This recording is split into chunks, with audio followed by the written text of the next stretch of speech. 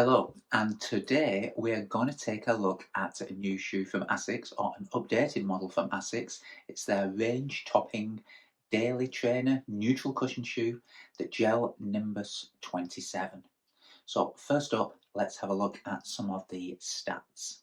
Changes for the Gel Nimbus 27 include an increase in the stack height. So it's increased by 2.5 millimeters throughout the length of the shoe. It's still a max cushion shoe, but it's up to 43.5 millimeters in the heel and 35.5 millimeters in the forefoot. So we've got an 8 millimeter drop. And just looking at the shoe, you can see it is a very deep stack indeed. It is very stable though, but I'll come on to that in a second. Despite the extra 2.5 millimeters of cushioning throughout the length of the shoe, it does remain the same weight. So it's 305 grams for men, that's 10.7 ounces, and 260 grams for the women's version, that's 9.1 ounces. Price $165, £180 in the UK.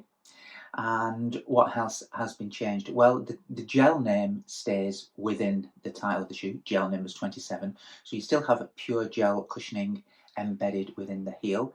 PureGel is a lighter version of the traditional gel that was used in a lot of the early versions of Nimbus and that was previously exposed in the heel area. That's going back about 3 or 4 years now.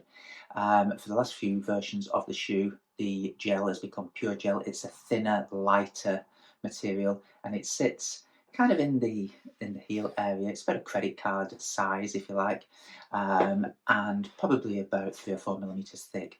That helps absorb the initial impact on heel strike. So this is an everyday trainer.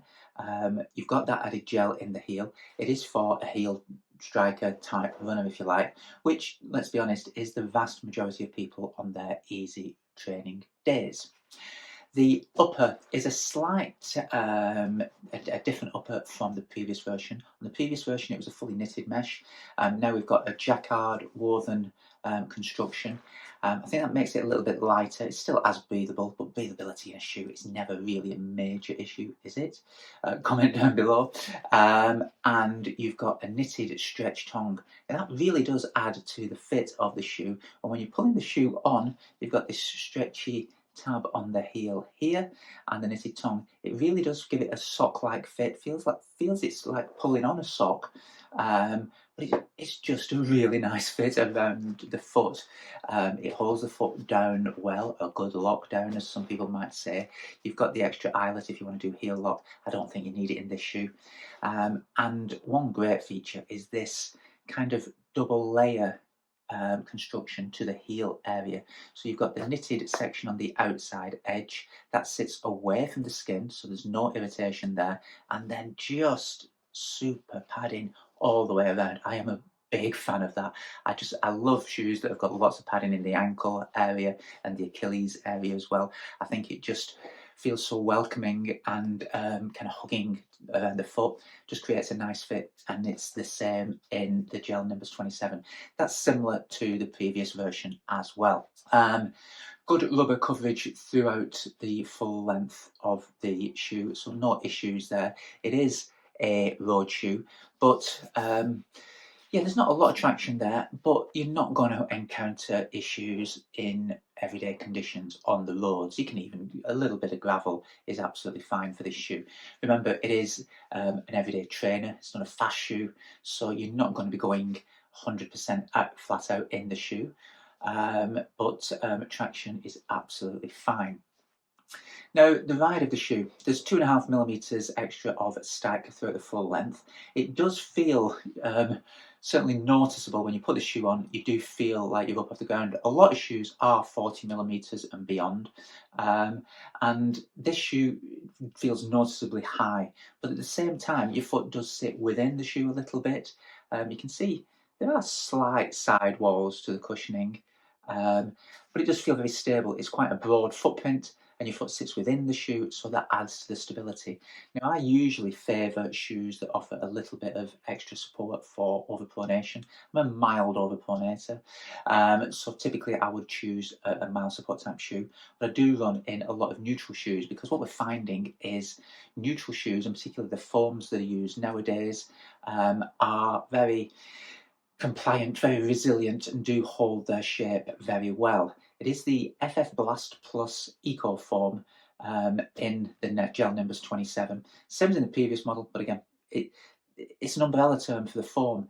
It's the same foam, there's more of it, it's 2.5 mil thicker, but the weight is the same. So I think some of the weight reduction, because they've got more foam, perhaps comes from, are they injecting more air into it? Who knows? The upper may be a little bit lighter, but I think it is an umbrella term for the midsole, and I think it's a slight improvement. It feels soft and welcoming, and really like it's really soaking up every bit of impact, but there is a little bit of extra toe-off feel to the shoe. It feels a little bit snappier. Now, in the last Nimbus, I did feel that it was almost too soft, and almost like a kind of running on the sand sensation, like some of your energy at push-off was being lost into the shoe. The new version feels a little bit more responsive, a term that we use for a lot of shoes, but it's a bit livelier. It doesn't feel too sinky in this version. So overall, what would we say in conclusion about the ASICS Gel Nimbus 27? Well, more cushioning, better cushioning, more responsive cushioning, a little bit lighter given the stack of cushioning, although the overall weight comes in around about the same. Fit, exceptional. For everyday easy miles, a great shoe. That's the ASICS Gel Nimbus 27.